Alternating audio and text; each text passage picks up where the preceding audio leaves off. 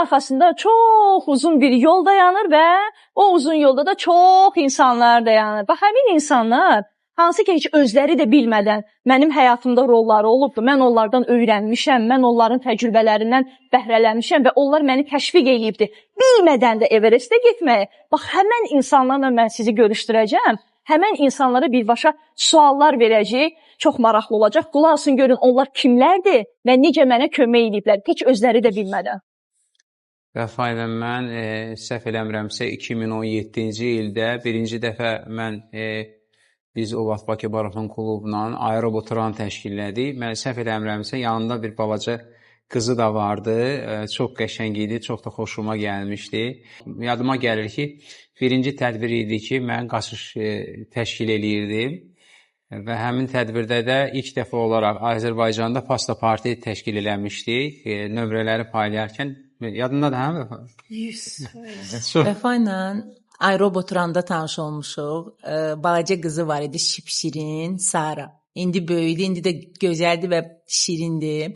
Vurulmuşdum Vəfaya da, qızına da. O qədər pozitiv idilər, aktiv idilər. Qaynayırdılar da, cüvə kimi yerlərində durmurdular. Mən elə gəlir ki, mən çox şanslıyam ki, bu insanlarla rastlaşmışam. Niyə? Çünki o vaxta qədər mən tək başına hardasa qaçırdım və mənə dəli kimi baxırdılar. Düzdür, mən qaçmağı elə də çox sevmirəm, amma başa düşürdüm ki, qaçmaq çox vacib bir rəqamdır. Bir dəfə elan gördüm. Gördüm ki, bəs belə bir event təşkil olunur. Mən dedim, nə yaxşı, həm gedim qaçan insanlarla tanış olum, həm də orada uşaq üçün qaçışda var idi. Bu məni belə çox ruhlandırdı ki, Saranı da özümlə apararam. Nə yaxşı ki, getmişəm. Mən o makaron partini, Elşən müəllim, ömrüm boyu yaddan çıxartmayacağam. Amma ən əsas məqam nə idi? Elşən müəllimlə Nərmin xanım, onların orada o bərabərliyi, gülərüzlüyü, insanlarla münasibəti o qədər gözəl idi ki, mən yad insanların arasına getmişdim, amma elə bilirdim ki, mən bir ömür boyu bu insanları tanıyıram.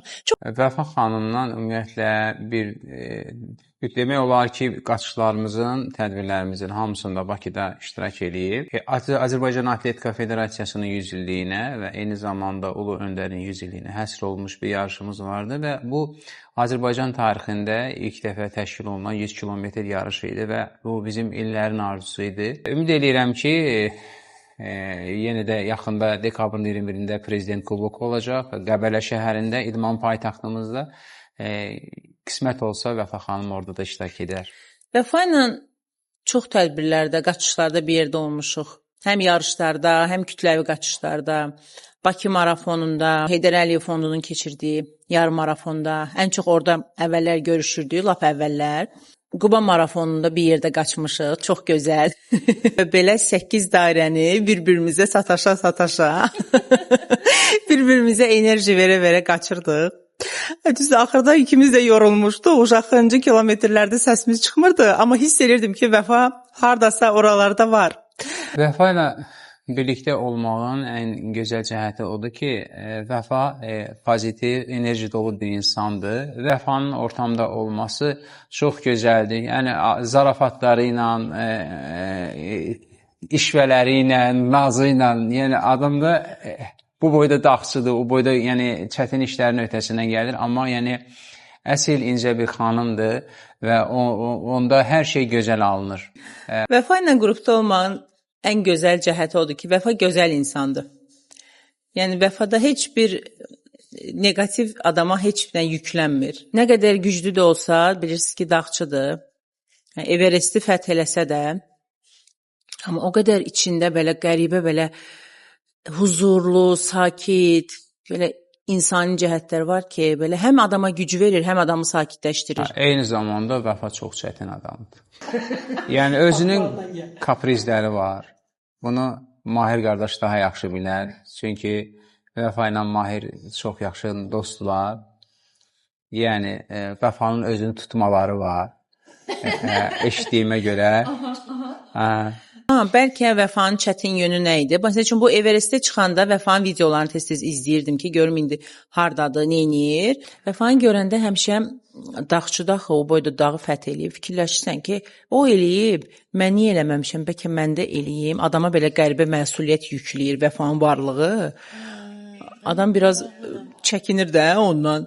Çox məntiqli statusları ilə, çox məntiqli yazıları ilə heyran eləyir və həmişə nümunə götürməyə layiqdir. Vəfadan nəyə öyrənmişəm? Ən xoşuma gələn cəhəti odur ki, bayaq özü də dedi ki, yarışlara bayram kimi baxır, festival kimi. Məsəl üçün biz yarışa gedəndə start nöqtəsində dururuq. Nə bilim, neçə dəqiqədən əvvəldən hamı öz saatını tənzimləyir. GPS tutur, tutmur, həyəcanla gözləyir. Amma Vəfa orada öz kefindədir. Hamının kefini soruşur, əhvalını soruşur, ona sataşır, buna söz atır, nə bilim, şəkil çəkdirir. Vəfa orada həm özünə qalib gəlməyi fikirləşir, həm də fikirləşir ki, bundan sonra nə edəcəm? Finişdə Mahirin başına necə oynaçacağam? Dəqiq deyə bilmərəm Vəfa məndən nəyisə öyrənir. Vəfa məncə məndən disiplinli məşqləri öyrənib. Bəlkə də öyrənmək istəyir, hələ öyrənməyib, onu bilmirəm. Yəni uzun yolun yoldaşlığını etmişik. Sonra da o zaman sizinlə bağ qurubdu. Yəni o bağı da sizinlə orada qurubdu.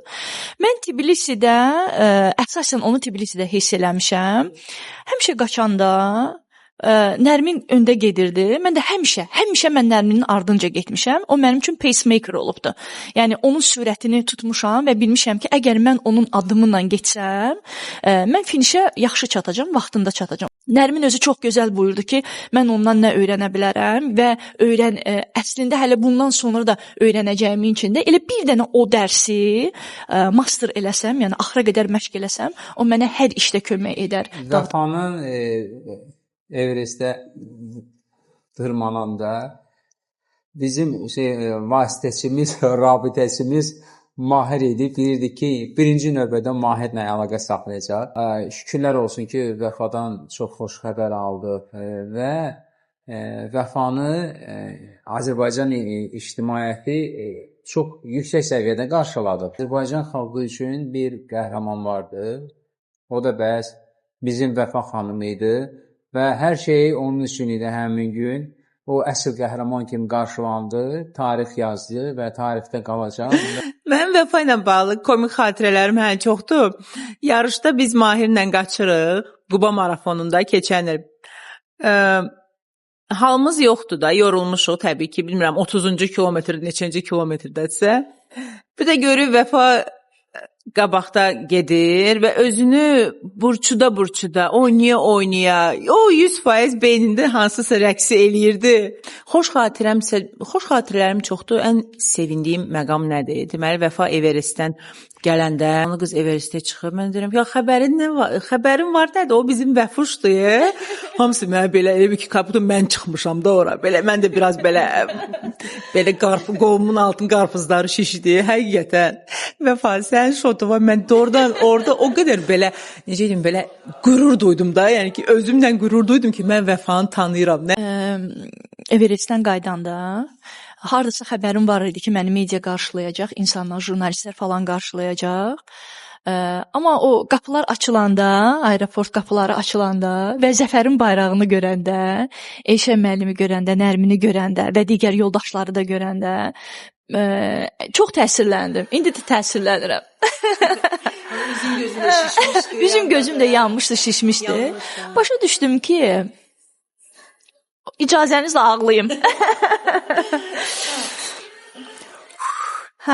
Demək orada başa düşdüm ki, doğrudan da dünyada nə qədər insanlar var da, biz görürük, sevinirik, nə yaxşı ki gəldilər, qarşıladılar və s. Amma insanı o doğma effekti verən kimdir? Anamı, bacımı, qardaşımı, onları görəndə, qardaşımgil, bacımgil burada yox idilər, amma öz doğmalarımı, evdəkiləri görəndə sevindim. Bir də dönüb Zəfəri görəndə sevindim ki, bu mənim ailəm də buradadır. Bu layihəni əslində əvvəllər də Vəfanla tez-tez söhbət eləyəndə onun belə fikri olduğunu bilirdim, amma mənə biraz uzaq gəlirdi. Nə bilim, Everest mənim üçün ən belə əl çatmaz bir şeydi. Bilirdim Vəfa nə vaxtsa bunu eləyəcək, amma qısa zamanda eləyəcəyinə o qədər də inana bilmirdim. Yəni mənə görə çox çətin bir şeydir. Onda həqiqətən o qədər həyəcanlanmışdım da, belə həm sevinmişdim, həm belə qürurlanmışdım, həm həyəcanlanmışdım ki, bu cür incə bir xanım gedib o boyda işgəncəni keçib, o işgəncə də həqiqətən dağlar mənim üçün doğrudan. O imin doğğa təndir çörəyi mənə o qədər duyğulandırmışdı Vəfa, həqiqətən. Bir də sənin o sifətin yanıqları, amma nə bilim sevinirdim ki, sən oradasan da, yəni bir daha inandım ki, sən İstədiyin hər şeyi eləyə bilərsən. Hətta sakit okeanın dibinə də düşə bilərsən, Mariana çökəkliyinə. Bunu səndən gözləyirəm. Belə fikirlərdə bulunduğunu gerçəkdən bilirdim, amma biz işimizdə olmuşuq, o da öz işində. Bir zaman eşitdim ki, Vəfa gedib. Onu da Mahirdən eşitdim ki, Vəfa gedib. Yəni qorxulu bir oyuna girdiyinin fərqində idim ki, yəni qorxulu oyuna girib. Yəni biz ancaq hekayələri oxuyuruq da. Yəni o insanlar ki, ora gediblər, kimin başına nə iş gəlib, kim necə keçib, necə adlayıb və Vəfanın qorxulu bir oyun oynadığını fərqində idi. Həm adam ümidlənir ki, inşallah ki, bizdən bir nəfər fəth eləyəcək, amma digər tərəfdən də yəni çox həyəcan keçirirsən ki, bu insanın taleyindən söhbət gedir. Bu hekayələri dinləmək yəni ki, çox yaxşıdır və uzaqlaşdıqca o tarixdən daha şirin, daha dadlı və öyünəcək bir qürur verici bir hissdir. Doğrudan nağıl deyir, danışırıq edir, Vəfanın Everestə getməyə. Bir nağıl deyir. Elə mənə də elə gəlir. Elə kimsə bunu eləyir, bizə danışır, biz yeni söhbət eləyirik. Bizi kim dinləyirsə 7-dən 70-ə və bu simvolik deyil. 7 yaş, 70 yaş bu həqiqi yaşdan söhbət gedir. Çünki bizim qaçış qrupumuzda 7-dən 70-ə hər kəs var. Hamı soruşur ki, sən Everestə necə getdin, necə çıxdın? Hər kəsin də həyatında Everest fərqlidir. Bir üçün həqiqətən dağda zirvədir, digər üçün qarşısına qoyduğu məqsəddir. Məqsədinizdən asılı olmayaraq, yaşınızdan asılı olmayaraq, doğrudan da nə isə hədəf qoyursunuz və ona çatmaq istəyirsinizsə, bunu bir mənalı şəkildə deyirəm ki, onun içində mütləq şəkildə hərəkət olmalıdır. Bu da qaçışdır. Qaçmaqdan heç xoşum gəlmirdi, qaçanlardan da xoşum gəlmirdi sözün düzü. Həmişə onlara belə boş, bikar, avar adamlar kimi baxırdım. Amma Elşən qaçmağa başlayanda mən də onda yürüyüş edirdim, uzun-uzun yürüyüşlər edirdim, nə bilim 15-20 kilometr. Onda da kökəlmişdim, arıqlamaq üçün yürüyüşlər edirdim. Sonra bir dəfə Elşən Moskva marafonuna getdi. Mən də onu dəstəkləmək üçün finişdə onu gözləyirdim. Görürdüm ki, 5 saat keçib Rus babulyaları gəlir, nənələri, babaları, belə qırmızı pamadada nənələr, qısa şortikdə, belə 85-90 yaşında nənələr, amma belə xoşbəxtdilər, belə qəribə, belə adrenalin yaşayırlar. Fikirləşdim ki, 42 kilometr qaçan 85-90 yaşında nənə qırmızı pamadası getməyibsə, bu vəziyyətdə finişə gəlibsə, belə sevinirsə, burada nəsə var. Bu elə belə şey deyil. Vallahi həqiqətən deyirəm, Bakıya qayıdan kimi o yürüyüşlərimi keçirtdim qaçışa. Elşən mənə qəşəng planlar verdi, qaçış planları, proqramları. 2 aydan sonra getdim Moskva yarım marafonunda iştirak elədim. O nənələrin yaşadığı hissi mən də yaşadım. Ondan sonra oldum qaçış sevər. Qaçış mənim üçün həyatdır da, yaşamaqdır, nəfəs almaqdır.